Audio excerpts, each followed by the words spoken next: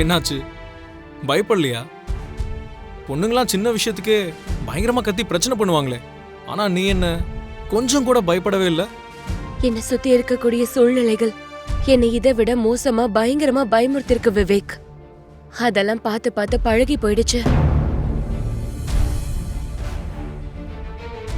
நான் அதெல்லாம் தாண்டி வந்து இப்ப எல்லாம் சாதாரணமாயிடுச்சு.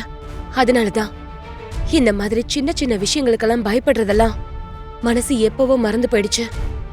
ஜானு ப்ளீஸ், எதுக்கு இப்படி எல்லாம் பேசிக்கிட்டு இருக்க? சரி நீயே சொல்லு, இப்ப எதை பத்தி நான் பேசணும்னு நினைக்கிற? என் லைஃப பாக்கும்போது உனக்கு எப்படி தோணுது? ரொம்ப நிம்மதியா ரொம்ப சந்தோஷமா இருக்கிற மாதிரி உனக்கு தோணுதா? அதெல்லாம் இருக்கட்டும், என்னதுக்கு இப்ப தேடி வந்த? இதோ இதனாலதான் ஒவ்வொரு நிமிஷமும் நீ உன் முதுகுல மலையை தூக்கிட்டு இருக்கிறதா நினைச்சிட்டு இருக்க. வாழ்க்கைய நினைச்சு நீ ஒவ்வொரு நொடியும் பயப்படுற.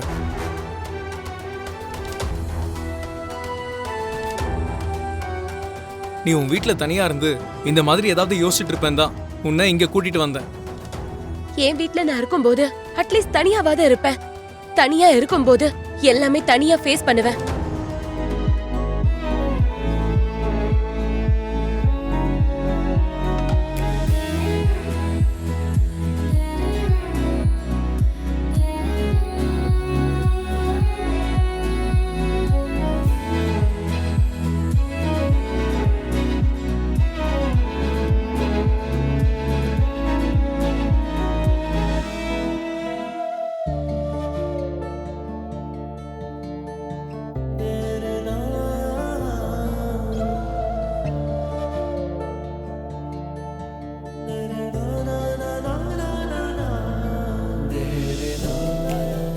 பாரு ஜானு, யாரு என்ன நினைச்சாலும் சரி, நமக்கு எத்தனை பிரச்சனை வந்தாலும் சரி, இந்த ஜென்மத்துக்கு நீதான் என்னோட மனைவி. நான் தான் உன்னோட புருஷன்.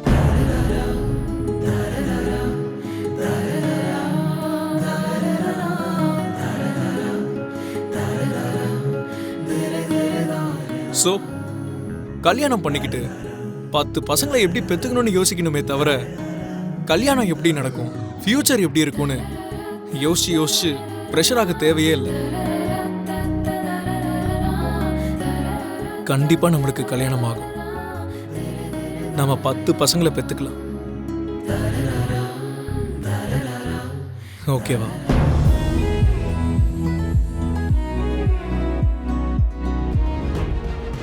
உன்னோட அக்கா இருந்திருந்தா இந்நேரத்துக்கு உனக்கு கல்யாணம் பண்ணி வச்சு அவளோட கடமையை அவ நிறைவேற்றிருப்பா.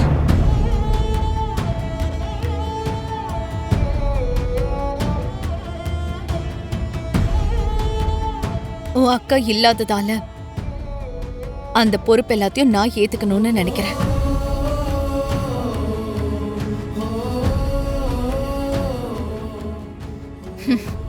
சீக்கிரமா உனக்கு ஒரு நல்ல மாப்பிள்ளையா நான் பாக்குறேன்.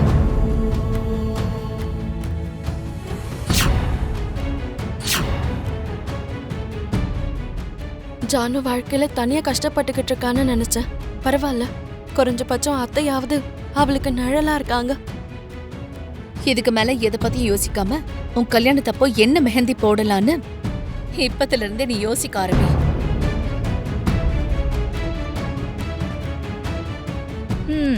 25 வருஷத்துக்கு முன்னாடி பிறந்தவளே இன்னும் வயசுக்கு வரலங்கிறப்போ 10 வருஷத்துக்கு முன்னாடி பிறந்தவ வயசுக்கு வந்துட்டாங்கிற மாதிரி கல்யாண யோகம் இல்லைனாலும் மேல தாளம் எல்லாம் இப்ப இருந்தே வாசிக்கிற மாதிரி தோணுது.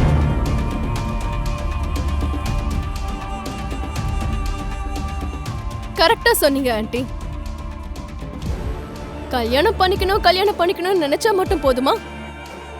ஜாடிக்கேத்த மூடி கிடைக்கணும்ன்ற மாதிரி ஜானுவை பாத்துக்கிறதுக்கும் கல்யாணம் பண்ணிக்கிறதுக்கும் யாராவது ஒருத்தர் முன்னாடி வரணும்ல.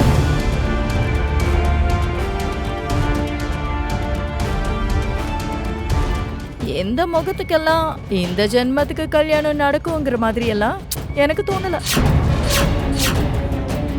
தேவயானி, யாருக்கா இருந்தாலும் நல்லது நடக்கணும்னு 4 நல்ல வார்த்தை தான் பேசணும். அதை விட்டுட்டு இப்படி கேவலப்படுத்தி நீ பேசக்கூடாது. ஆமாக்கா, நான் இப்படிதான் பேசுவேன். ஏன் பேசுறேன்னா இந்த ஜானுவை பத்தி எனக்கு ரொம்ப நல்லாவே தெரியும். என்ன தெரியும் தேவயானி? இவ என் பிள்ளைய எப்படியாவது மயக்கிடலான்னு பாக்குறான்.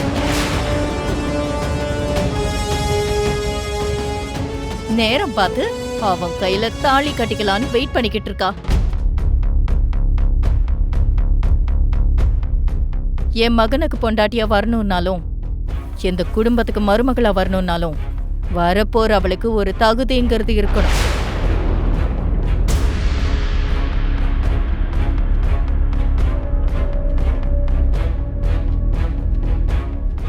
ஆனா இந்த ஜானு அவ தகுதி என்னங்கிறது தெரிஞ்சுக்காம, அவ எல்லை என்னங்கிறது தெரிஞ்சுக்காம என் மகனுக்கு நெருக்கமாக்கலான்னு பாக்குறான்.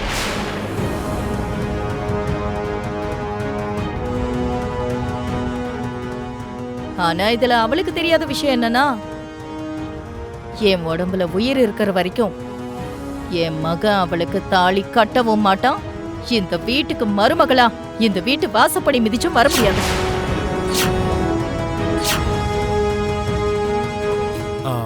அவங்க சாப்பிடாம எனக்கும் சாப்பிட பிடிக்கலமா. சரி சரி, நமக்கு பிடிச்சவங்களுக்காக செய்யறப்போ இந்த மாதிரி கண்டிப்பா இருந்துதான் ஆகணும். பாத்தீங்களாம்மா, லக்ஷ்மி அம்மா மட்டும் இவர் செஞ்ச சமையலை சாப்பிட்டாங்கன்னு வச்சுக்கோங்க, அப்புறம் அப்படியே அசந்து போயிடுவாங்க. அவருக்கு பெரிய ஃபேனாவே மாறிடுவாங்க. பாத்துக்கிட்டே இருங்க.